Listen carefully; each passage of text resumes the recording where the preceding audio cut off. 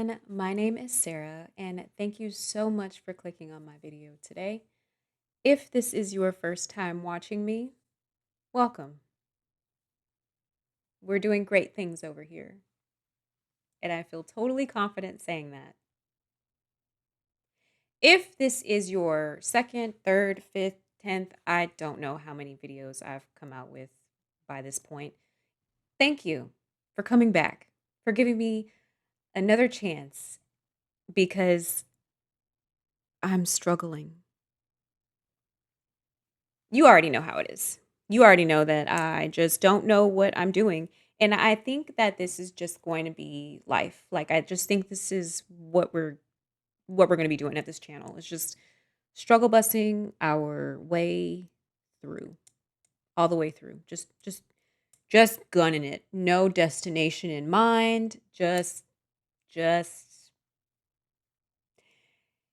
Anyway, thanks for your support. I'm awkward. I'm an introvert. I'm a baby reactor who loves Stray Kids and their music. So today I wanted to talk about my Arlington concert experience, which I went to on June 6th and 7th of this year. It was a doozy. I'm trying to think if I need to discuss anything before I jump right into the story. I guess so. So, the first thing you're going to see me stirring a lot. I'm drinking this tea. I'm a holistic person. I like teas and I take a lot of vitamins and I'm a very active person. Um so you're going to see me stirring and drinking this tea. Actually, you could probably see this shit right now and it probably looks very disgusting to you. Like, what is that? What is that? Oh my God, what is that? Oh my God, what is that? This is called slippery elm bark. Basically, it is a powder, and it literally comes from the inside of the bark of a slippery elm tree. I think slippery elm. I'm going to look that up when I'm editing. But I'm pretty sure that's what the tree is called. And yeah, it's the part of the inside of the bark of the slippery elm tree, and it's turned into a powder. And you make it like normal tea. You put the powder in boiling water, and the thing about it is that its its consistency is very thick. Think of like tea in the form of baby food, just the consistency of baby food. So it's not meant for everyone. This tea is not meant for everyone. And it has a very obviously, it has a very earthy taste to it. So if you drink it, you need to drink it with sugar or honey because otherwise you're going to be dying. Um but its health benefits, you should look them up. This tea is really, really good for you. I recommend it. If you can get over the consistency and the taste of it, it's pretty good for you. So I'm just saying that if you see me stirring, if I don't stir it, then it's gonna get too gelatinous and it's gonna get too thick. So I'm just trying to keep it relatively drinkable where I'm not having this is gonna sound disgusting. That I'm not having to really chew it. Anyway, so if you see me doing this motion here, I'm stirring my tea because I'm gonna be spilling the tea on this concert. Otherwise, I think that that is it. Introductions are done. Yeah, we can start. So, in my first video on this channel, I told you guys, if you watched it, I told you guys that this concert, the Arlington concert, was not only my first K-pop concert, but it was also my first concert ever in my life. Not only that, I went alone, okay? And not only that, I went so June 6th was the anniversary of the passing of someone who was basically my mother. She raised me from infancy to my teenage years, and she passed away several years ago. And normally I use that day to sort of go away, skip town, find a mountain somewhere in the middle of nowhere with no cell signal where I hike the trail up to the top of the mountain and just pay remembrance of her. Um, so I chose not to do that this year, and instead go to this concert and turn this day of mourning into a day of celebration, celebrating it with my favorite band ever, a band that has gotten me through very hard times and very hard days. And they helped me get through yet another hard day live in real time in not 4K anymore. What are we up to now? Like 8K? Yeah. So that shit was surreal, and the whole experience that day on Friday, because like I said, I went to both days, but that day on Friday was a very good experience for me, and I'm glad that I chose to celebrate her memory rather than to be alone and off in solitude, in the middle of nowhere. So, what I want to do is I think I will discuss the events leading up to the concert on day 1, and then for day 2, I will discuss the events leading up to the concert and then the concert itself. Because on day 1, it's not like the concert wasn't interesting, it's just the most interesting things happened before the concert. And then on day 2, it was both, before and during. So, we'll start with day 1. Day 1, I had already I didn't know what I was doing. Like this whole experience, I didn't know what to do. I got the email on what time to be there, but basically, beyond that, it's kind of like, what do you do?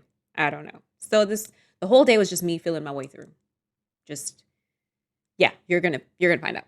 So I had already picked out my outfit the day before. It was very simple, red skirt that went midway on my thighs, a black shirt that was a very thin material, it was breathable, and it was kind of cropped, but my stomach wasn't showing because the skirt was high enough to like not show my stomach. But there was a cutout here on my chest that was like almost like an oval, but the ends were pointed. So it went like this across my chest. That about that thick. Anyway, I'll upload a photo of it. And I wore Crocs. Hear me out. Hear me out. They were the platform ones. They were black. They were really, really cute. The only thing is with these Crocs is that they don't have a lot of ankle support. So being the awkward person that I am, I walk a little weird sometimes and I stand a little weird. And when I walk, just picture this like this is my feet. And I'm walking, walking normally, walking normally. And sometimes when I walk, my feet will go like this, like that. Like I'm not standing or walking on the soles of my feet. I kind of turn my feet outward. And when I do that, if I'm not wearing shoes that have ankle support and I'm wearing heels, then my ankles will just roll right out of my shoes. And there I am, lying, sprawled out on the floor. So these Crocs didn't have ankle support. And I had to be mindful of that because one wrong move and I'm going to go with tumbling. Okay. So, but otherwise, they were very cute. They did go with my outfit and I wore them and I was comfortable the entire time. Did not have achy feet. Anyway, so I live in Texas and I've never been to Arlington. I've never even passed through Arlington. Not knocking Arlington, just saying there's just nothing, there's never been anything there for me. So I've never been there, and I was like, all right, well, we'll find out today. I drive the 4.5 hours. I think I woke up like around 4 a.m., which is fine. I mean, normally, even on my days off, I naturally wake up at like 4 o'clock in the morning. I know, I'm crazy. I'm a morning person, but I'm just like I'm okay. I'm functional in the mornings, but my attitude is just like, yeah, I might be up at 4 a.m., but don't talk to me until 10 a.m. So even though I wake up at 4, I'm just not I'm not socializing at 4. Anyway, so I wake up at 4, get ready, I get on the road in time to get to the venue around 1 because first day I was just general admission floor seats. And so my floor seats were on the side of the stage, 3 rows back. I drive to Arlington. I get to Arlington. I drove 20 minutes away from the stadium, and then I parked my car in a parking lot that had a 24-hour gym. And that way I knew my car was going to be safe because it's a 24-hour gym. Um, and I take an Uber to the stadium. Side note, a Tesla showed up. I rode in a Tesla for the first time. It was one of those SUV Teslas. Those are nice. Those are really nice. And it was like a spaceship inside. And I was talking to the driver from the back seat, and I wasn't even yelling. My voice wasn't loud. My voice was echoing in that bitch. Like there was an echo. And I was like, why is my voice just like traveling through space and time, like just surround sound in this SUV? It was a nice, like those are nice cars. They pick up speed pretty fast too. Anyway, we get to the venue and the guy drops me off across the street. And as we were pulling up, we get to the venue, and as we were pulling up, I saw the people. I don't go clubbing. I don't go partying. Like I said, this is my first concert. So I generally, like, I go out, but I generally don't go where there are large gatherings or crowds of people. It's just not my scene. It's just not my scene. So when I get there and he pulls up across the street and I see the crowd, it's insane. So this stadium holds like what, 40,000 people? Yeah, that's what it felt like. The amount of people out there felt about 40,000 ish. And there were so many lines. And I am a whole 5'2". I am pocket size. If there were signs that told you what line was for what, I didn't see them because everybody around me out there towered over me. Even though I was wearing platforms, I can't see for shit. I cannot see 5 feet in front of me. So there was a line, like I mean, it was just people, mad people, lines everywhere, lines long out to wazoo. I'm walking 5 minutes to get to the end of a line. Like, and I had no idea what the line was for. And with your girl's anxiety, she was suddenly shy, too shy to ask, what line is this? Because if I would have just asked before I started walking the 5 minutes to the end of the line and waiting in hopes that it was the right line, I could have been I could have been known right at the beginning. Hey, random person, what is this line for? That's all I had to do. That's all I had to do was ask, and they would have told me. What did I do instead? I walked 5 minutes to the end of the line and then found out through somebody else who asked, what line is this? That it wasn't the right line. I had been waiting in the wrong line. So I got out of line, and instead of asking for help on where to go, because there were staff everywhere. There were people everywhere. I mean, I could have asked anyone. I just walked aimlessly, and my ankles were nervous in those Crocs. But yeah, I just walked aimlessly around the stadium, hoping that I would find the line. And I did.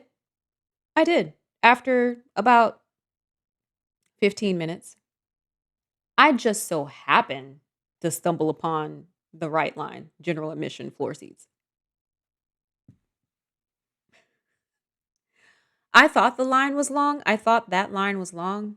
I had no idea.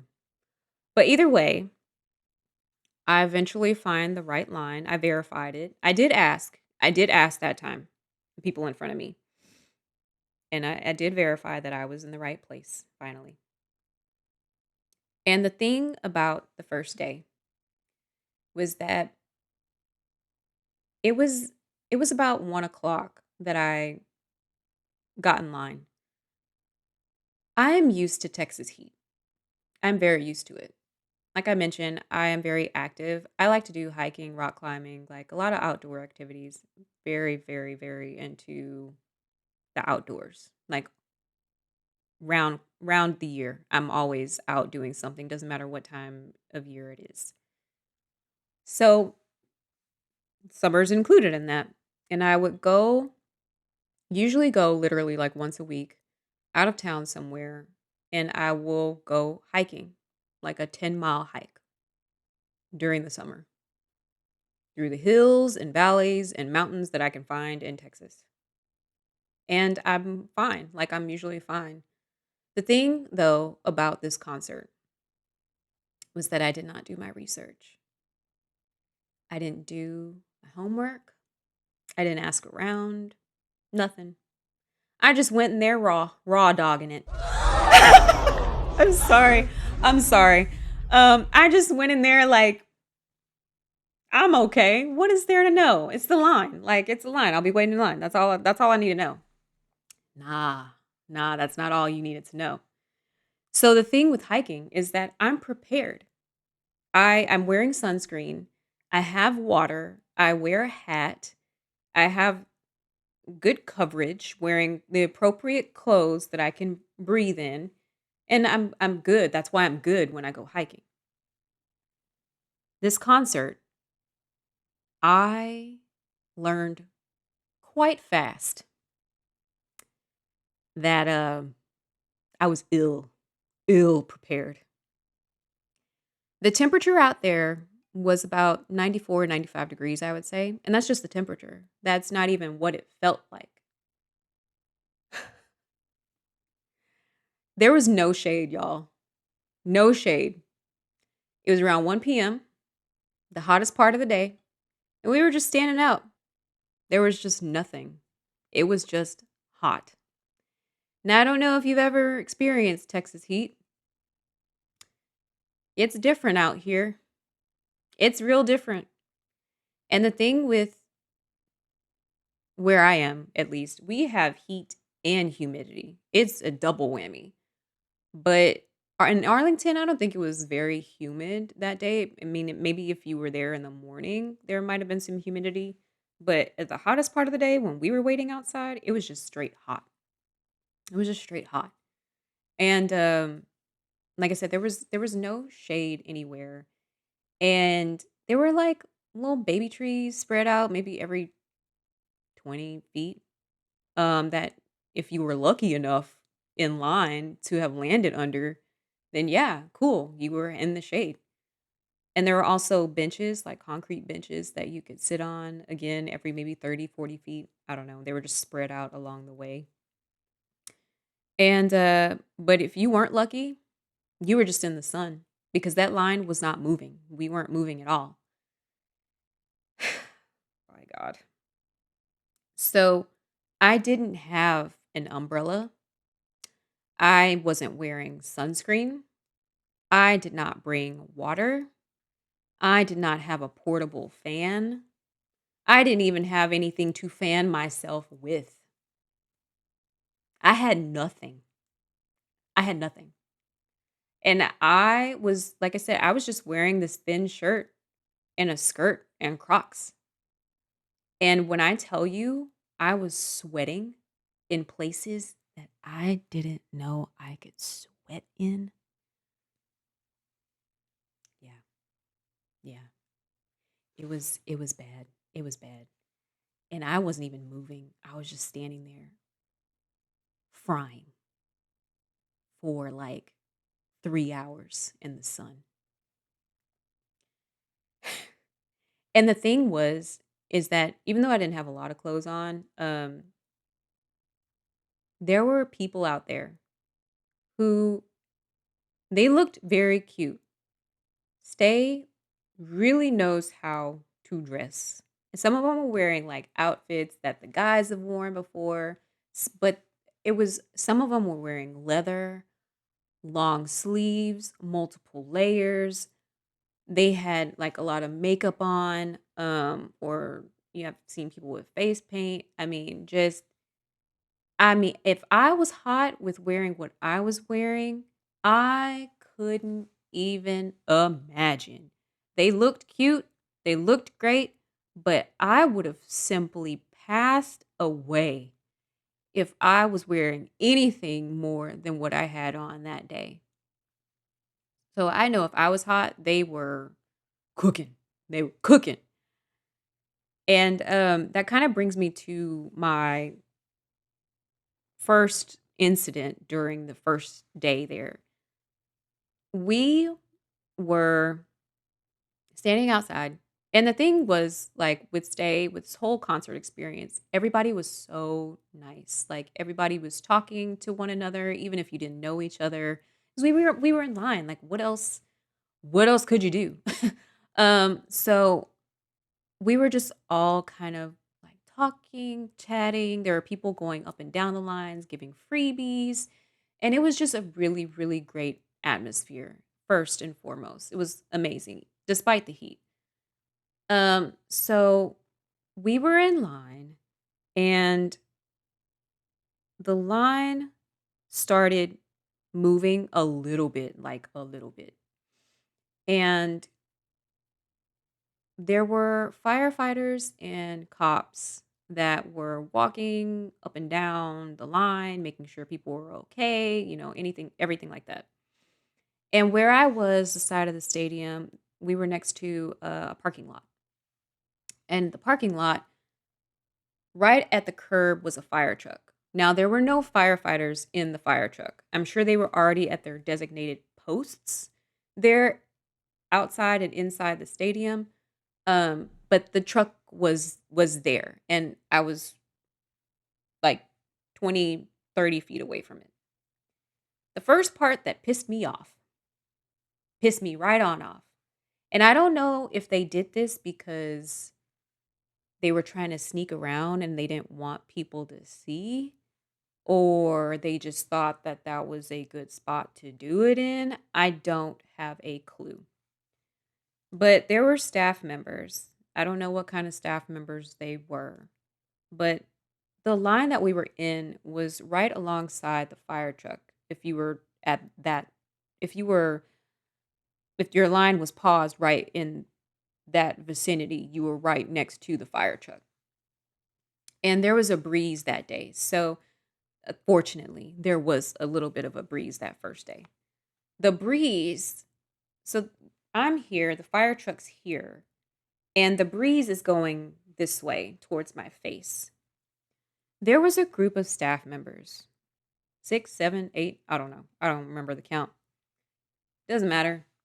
They came out and they went right behind the fire truck, like right at the bumper, the back bumper, and they started smoking. I have no problem if you smoke. That's your decision, your freedom, like your choice. I have no problem with that. I literally, I like, don't care. I don't care.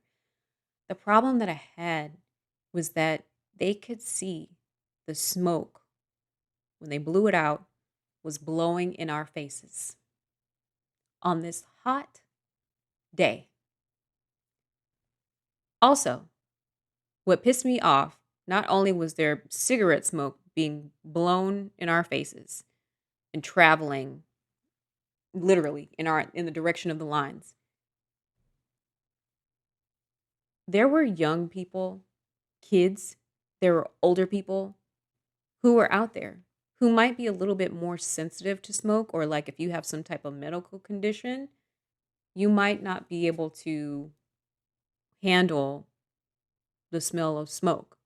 You shouldn't have to be subjected to it, especially if the wind is carrying it right into your nostrils. Also, I don't want my hair, my clothes to smell like cigarettes. It's not pleasant. It really isn't pleasant. And they came out and they did this a couple of times. And it wasn't just one person, it was mostly all of them who were smoking out there right behind a fire truck. That's the thing that I'm like, what? Why? Why? But a fire truck is a big vehicle, and if you're right behind it, it shields you from view of it. Like nobody can see you if you're just standing there because it's a tall vehicle. So that's why I was like, I don't know if they were just kind of just trying to sneak around and like make sure that nobody else saw them doing it, or maybe they thought they looked fucking cool doing it next to a fire truck. I don't know, but the point is that they did it and they did it multiple times, and they weren't like being mindful that they could see it. I mean, it's fucking smoke. They could see it traveling in the direction of the crowd in the lines, and it was mad disrespectful. That's the part that I have the issue with. And the other thing that I wanted to talk about was that I was in line, and then there was a young lady in front of me that was by herself. And then there was a group of girls, 4 or 5 of them, that were together. As the line started to move, I started to move, and so did that young lady. And then the group of girls, one of the girls, as soon as the line started to move, she sort of went to the ground. But I didn't see if she fell or if she sat down on the ground. Either way, she was down as the line started to move. And I looked at her and I was like, that's weird. I mean, that's weird that she would do that. Why would you sit down? You know, the line is moving. But as soon as she sat down, her friends were like pulling her up. And so again, that's sort of raising like some red flags for me. And the cop that was walking up and down the line saw it too. And so he came over immediately and he was like, "Are you okay?" And he was talking to the girl. He's like, "Are you okay?" And she said, "Yeah, yeah, I'm fine, I'm fine." And he said, "Okay." And then he kind of cut through the line in front of me and he made this face like, she scared the shit out of me. Like I thought she was passing out. And I was like, "Yeah." Because I mean, it was weird. And so I'm kind of keeping an eye on her because, okay, I mentioned in my first video that I work for my fire department, and I don't like giving out that information unless I feel like it's relevant because I'm a private person and I really don't feel like people need to know unless it's relevant to what I'm talking about. And unfortunately, this is relevant to what I'm talking about. Um, so I was kind of keeping an eye on her, making sure that she was okay because her demeanor was just kind of off. So as the line continued to slowly move, it stops again. And the young lady that was right in front of me, she goes over because we stopped right in front of one of the concrete benches. She goes over and she sits on the bench, and that leaves me right behind the group of girls. The girls, and 2 of them, one of the girls that I'm talking about, the one that sat on the ground, she sits down, and then one of her friends sits down next to her. As soon as she sits down, she leans against her friend, passes out. Out cold. And I was looking at her like, this cannot be happening. Like in my head, this cannot be happening. And I could feel like my adrenaline start to ramp up because my body's just kind of getting ready for what might be happening here. And her friends were immediately trying to get her to wake up, and she wasn't responding. And um I'm not gonna guess what she was, but either way, she had this beautiful caramel colored skin, but she was as white as a sheet. Her lips were white. I mean, she was just totally unresponsive. And so her friends are trying to wake her, and this is all in a matter of seconds. This is not like minutes passing by. I'm not just looking at her for 5 minutes. This is a matter of seconds. So her friends were immediately trying to wake her up, and she wasn't responding. I said, "All right, I guess it's up to me." um, so being the responsible adult that I am, because I don't know, I just felt like the other people that were around me were so much younger than I was. I I I normally keep my head on a swivel. So I was very aware of where the firefighter and the cop was that was walking up and down the line. So I immediately turned around and I saw them maybe about 10 feet back from me. And I'm waving them down. I'm like, hey, hey, over here, over here. And they come and I tell them, she lost consciousness. And the girl's still out. I mean, she hasn't moved a muscle. She's not even fluttering her eyes when you're trying to wake her up. As soon as the firefighter and the cop come around, another lady comes out of nowhere and she gets the firefighter's attention and she says, "There's another person back there who's passed out too." And this is the part where I'm just like getting frustrated because we've, I know I have been waiting outside in that line for about 2 hours. These people in front of me, have been waiting out there longer. And I'm getting frustrated because the longer that we're outside in the straight sun, the more people are going to start dropping. And I'm just like, okay. And as far as I knew, they only had the one fire truck out there, at least on the side of the stadium that I was on. And when I tell you, when I first got there, I was walking aimlessly around the stadium. And that fire truck was the only fire truck that I saw during my stroll. So they only had the one fire truck as far as I was concerned. And that was just on one side of the stadium. So I was like, y'all don't have enough personnel out here to cover a crowd of 30, 40,000. And y'all have severely underestimated this heat. And so the firefighter leaves to go check on the other patient back in the line and leaves the cop with the girl who is still passed out. It's been about 3 minutes by this point. She's still unresponsive. And so it made sense for the firefighter to leave. I don't know if he was also an EMT or a paramedic. It only showed that he's a firefighter on his ballistics vest, so I don't know what credentials he had beyond that. I know at my fire department, all the firefighters are at least EMTs. So I'm going to assume he's at least an EMT. So what he did was right, leaving her because she wasn't critical. She was still breathing. She was just unconscious. When you have multiple patients, you need to do something called triage, where you go and you check on the, I guess you could say the status of each patient, and you decide who needs care first and foremost. So you want to assess your patients quickly and then take the correct course of action. So he saw her and then he needed to go check on this patient back in the back of the line. So he left us and he went to go check on that other patient. This cop was just standing there. He looked kind of unsure what to do, I'm gonna be honest. He really didn't know what, like, he didn't look like he knew. He looked nervous. He looked a little nervous.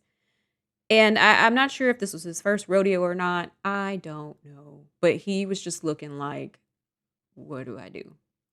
So the girl's friends were still trying to get her to wake up, and I'm looking at the cop. I'm looking at him, look at her.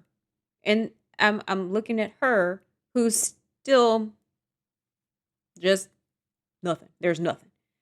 So I look back at the cop and I'm thinking, okay, all right, what's the game plan? What are we gonna do? What's going on? Let's come up with let's come up with something because she's just not. And the thing was, by this point, nobody had checked her pulse. Nobody checked her breathing. And that's like one of the first things that you do as a first responder is you check their airway, their breathing, and their pulse. None of this had been checked. I mean, she obviously had an open airway because she was sitting up, she was leaning against her friend, but nobody had checked her breathing or her pulse. So I was like, all right, well, I'm getting nervous. I'm just going to slip in here, right quick. And I'm going to check her neck. I'm going to check her carotid and make sure she's still like, there's still pulse going. And so as I do it, I didn't want this cop to be like, what are you doing touching her? So again, I don't like revealing this information unless I feel like it's relevant. As I'm reaching out to feel her neck, I don't announce it, I don't yell it, quietly tell him, because we're like this far apart. He and I are this far apart. Quietly tell him. As soon as I said that, he said, "Oh, okay." And he left. He left. He left me with her. And I was like, wait, whoa, whoa. No. No. Like, where are you going? What do we know? I wasn't freaking out because he was leaving me alone. I was freaking out because I had no equipment. I had no medical bag. I had nothing. I had no supplies. Like, there was nothing I could have done for her except CPR if her heart was to stop. So he leaves. I have no idea where he went. I don't know what he was doing, but he fled the scene. He fled the scene, and I was highly upset. All I could do was keep an eye on her, and she was still pale, white as a sheet, lips white, face white. She was breaking out in a cold sweat. Her hair was wet, sticking to her face. Um, and it was not great. And so eventually she starts to come to. Thank goodness. She opens up her eyes and she looks, I mean, understandably, she's out of it. She probably didn't remember what happened. Um, and I moved her hair out of her face and I said, "Are you okay? Because you passed out." And her friends were talking to her too, and she was awake, but she wasn't speaking. And at that point in time, the cop came back around. He didn't bring anybody with him. He didn't bring any supplies with him. So again, I don't know where he went. I don't know what he did. He didn't radio for help. I know that much. He came back around. He said something along the lines of, is she awake now?" So I said, "Yeah, she's awake now. She's still kind of not fully responsive, but yeah, she's opened up her eyes." And so as the seconds go by, the firefighter comes back, and the line starts to move again. And the line moves past her. I move past her. I was like, "Okay, I'm done. I'm done. I've done more. I shouldn't have gotten involved in the first place because I did not appreciate being ditched." But the line starts to move past her, but I'm still in earshot. Like, I can still turn around and see what's going on and hear the conversation between the firefighter and the patient. So at this point in time, she's completely alert. The first thing he asks her is she good? You know, "Are you good?" She's like, "Yeah, I'm fine. I'm fine." And the next thing he asks her is her age. She's 21. So if you are alert and oriented completely and you are of age, nobody can force medical attention upon you. You don't want it, you don't want it. You have every right to deny it. But if you are underage and you are not alert and oriented, then that provider, that first responder, has every right to treat you the way that they see fit, especially if they can't get in touch with your guardian. So if they can't get in touch with your parents or whoever your guardian is, and you need medical care and you are not alert and you are not in a state of mind to where you can make decisions for yourself, um, yeah, you're getting the treatment. But she's 21. She was learn oriented completely. She was like, "I'm fine, I'm fine." He was like, "Are you sure? Because you were unconscious, like completely." And she kept saying she was fine. And I know probably chances are she just didn't want to miss the concert by being treated. And I know my face was just like, really? Because she already denied, like, the first time when she sat on the ground that she was fine. And then she passed out. Then she up and passed out on the bench. So she was saying she was fine again, and I was just kind of making a face, but I was trying not to, but I know I was. Because I was like, I hope he convinces her to at least go inside and cool off and not stand out there anymore. Um, so yeah, I don't know what he said to her, but eventually she was escorted inside the stadium with her friends, and I'm glad that she was because she did need to at least cool off or be seen. She didn't need to be out in that heat anymore.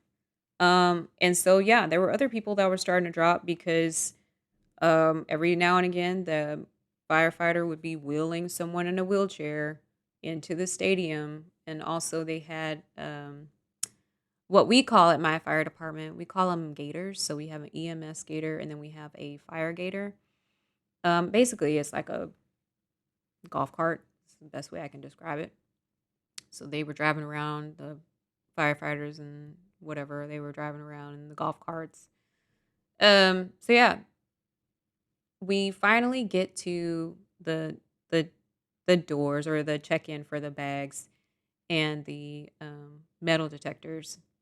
And I had saved my ticket on my wallet.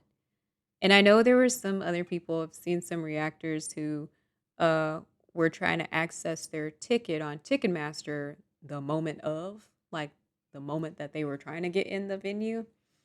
And I had actually been on Ticketmaster like a week or so prior trying to access my ticket, and I couldn't. Ticketmaster just wasn't loading my ticket. And I knew that if the app was already bugging out a week and a half before the concert, I knew that that app was not going to be functional the day of, when thousands of people were trying to access it and get into it at the same time. I just knew. So I had been checking Ticketmaster like every day a week and a half before the concert, and finally one day I was able to access it. As soon as I did, I saved both days, like tickets for both days, in my wallet, and thankfully the wallet worked fine when I brought it up, and I was able to get inside the venue. So when I got inside the venue, it was the same situation. I had no idea where I was going, what I was doing.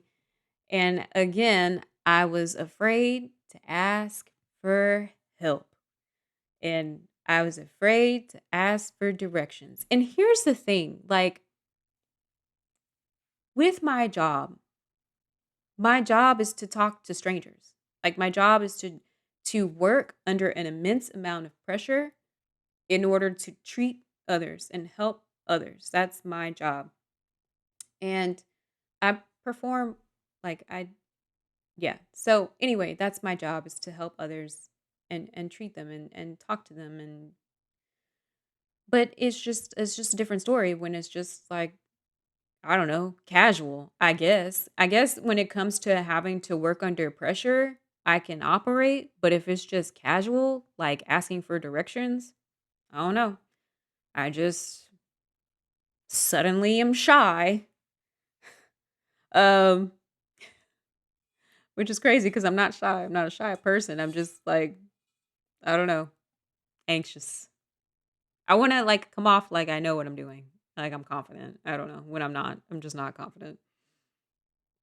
Either way, I'm aimlessly roaming around again because there are just people everywhere and going different directions. So it's not even like a matter of, hey, let's just follow the leader and we'll get there. It was just like, hey, I don't know, pick a direction and go in it because I couldn't find the stairs. I couldn't find the stairs to go down. I was on the upper level.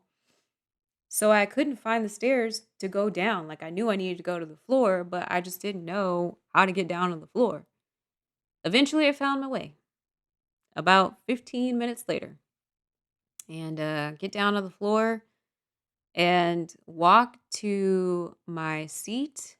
And again, like this is kind of where day one ends because the concert, yes, was amazing, but like I said, I was 3 rows back and there was someone taller than me that was sort of obstructing my field of view the entire concert. So I had to pretty much rely on the screens on either side of the stage, the main stage, and also the TV monitors or whatever the monitors against the wall, to see. And the guys were pretty far away, even though I was third row floors, they were still pretty far away, and it just wasn't really like a good view. But still, the concert was amazing. I was singing, I was dancing, I was celebrating my loved one's memory, and I was still vibing with the songs. It was a great atmosphere. People were still giving out freebies. And the 2 girls that I was sitting in between, they were really nice. They found out it was my first concert, K-pop concert experience. They found out that I was gonna be going to day 2 the next day, and they were just giving me pointers, and we were talking, and they were just so, so nice when they didn't have to be. They didn't have to say a single word to me, but they did, and that was just how it was for the entire experience. Nobody had to talk to each other if you didn't know them. Nobody had to give out freebies. Nobody, had to give out advice. It was just really, really nice. So that was the first day. And I think that covers everything. I didn't get home until like 3:30 in the morning. 3:30. It was a long day. And the thing was that VIP day 2, you had to get to the venue even earlier to get your merch and what have you, check in. And I was like, man, check-in for VIP started at 10 a.m. and the cutoff was 3 p.m., I think. And so I was like, I could go there at 3 and get some sleep. But if those lines are anything like the lines that I experienced today, no, you need to be there before 10. And so that meant that I was going to have to get up around 5 a.m. and it was currently like 3:30 and I still needed to shower and wash my face and just clean up around the house. I got I shit you not. I got 30 minutes of sleep before I got up and did it all over again.